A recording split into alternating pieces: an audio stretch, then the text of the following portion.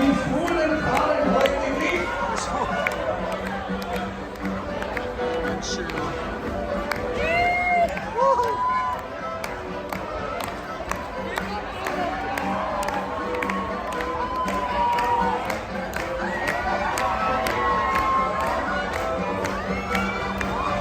Und der Ausschuss aus dem Wappen gehen.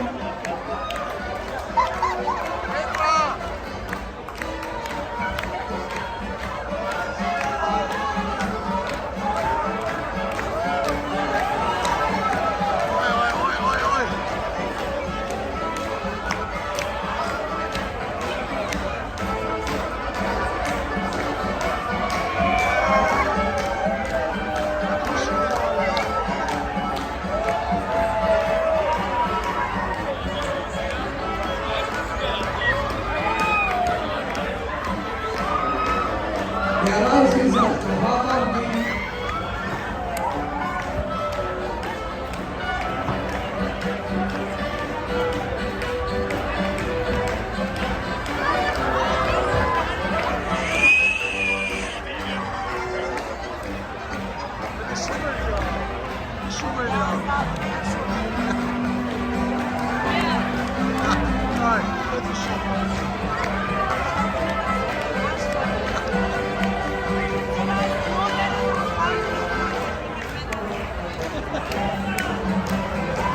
So.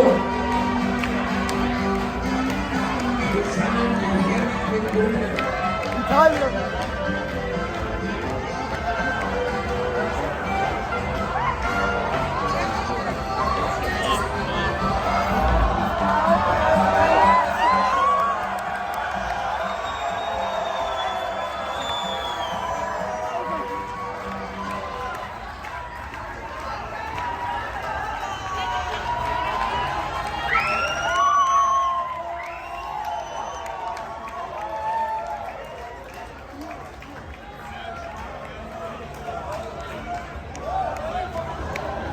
Rein.